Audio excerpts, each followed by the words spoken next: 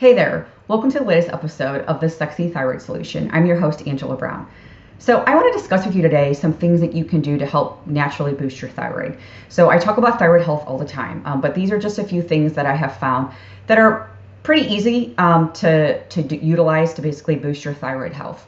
One of the big ones that I first want to start off with is addressing oxidative stress. So oxidative stress can be really hard on the body. It just slows everything down. It can affect a lot of systems, a lot of organs, but one of the big ones that it can get to is the thyroid. So addressing that is basically by taking antioxidants. So antioxidants is exactly what it sounds like. It's against oxidants. So I prefer food for boosting your antioxidants. You can obviously take supplements. There's a ton of them. Don't recommend them to go to right away. I would just do it with food. Berries are going to be your best bet. Raspberries, strawberries, tons of colorful vegetables. Basically getting the rainbow of veggies and fruits is going to be your best bet for getting antioxidants. They have a ton of them in it. Another one is just exercising. So there's a lot of research out there showing that it's kind of a vicious cycle. So anytime you have a sluggish thyroid, it's really, really easy to gain weight. It's really, really hard to lose weight. So the body mass index can go up, the fat in the body can go up very easily when the thyroid gets sluggish. So one way that you can kind of help with that is just exercising, because the more lean muscle mass that you put on, it actually helps the thyroid.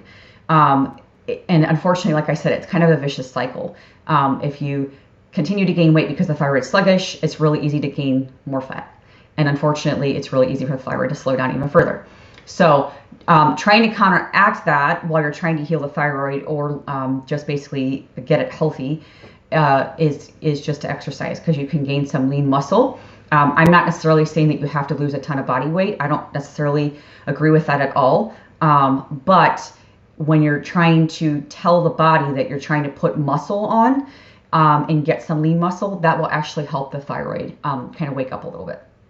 Another really good way is to know what your iodine status is. So there's a lot of testing out there you can do for iodine status. The hair test that I do doesn't check iodine, but there's a whole bunch of markers in there that kind of give me an idea if there is an iodine deficiency. It's pretty common for iodine to be deficient in hypothyroidism. So with the thyroid, you have two big hormones, T3, T4. They're named basically on the amount of iodine molecules they possess. So if it's T3, it has 3. If it's T4, it has 4. So this is why you need to have iodine. And it's very common to be iodine deficient when the thyroid gets low. And you don't necessarily have to be diagnosed with hypothyroidism to have a deficiency of iodine. You can have deficiency of iodine very easily without the diagnosis of hypothyroidism. It's very common. I don't ever recommend willy-nilly just going and taking iodine, because iodine can be really, really detoxing. Plus, the other thing is if you don't know what your calcium status is, it can lower your calcium status pretty significantly, especially if you're taking too high of a dose of it. So I don't necessarily recommend going and taking it, but what I am saying is I think you need to know what your iodine status is. And like I said, if you don't want to necessarily check straight iodine, you can do the hair test, because the hair test will give me some idea. And like I said, I don't typically just put someone on iodine, but I think it's really important to know what your status is with iodine. And then getting selenium in. Selenium's huge. It's absolutely huge. You can take the supplement, but I prefer, if you don't know what your selenium status is off of testing, then just go with food to address it.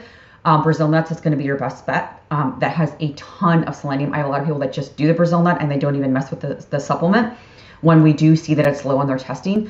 There's some other foods that have some in them, broccoli, eggs, onion, garlic, fish and seafood has some in it too, just a little bit lower. The Brazil nut is going to be your best bet, because you literally can have one and it'll give you your selenium dose for the day.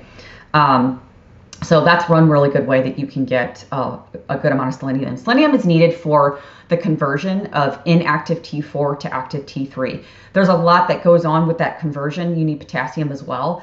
But selenium's a big one. So this one I really, really think is super important to have. Even if you don't know if you have hypothyroidism and you're diagnosed with it, if you suspect that your thyroid is sluggish or your metabolism is sluggish, selenium's going to be huge. So highly recommend it. Okay. So if you have any more questions, absolutely reach out. Let me know if you want to know more information on this.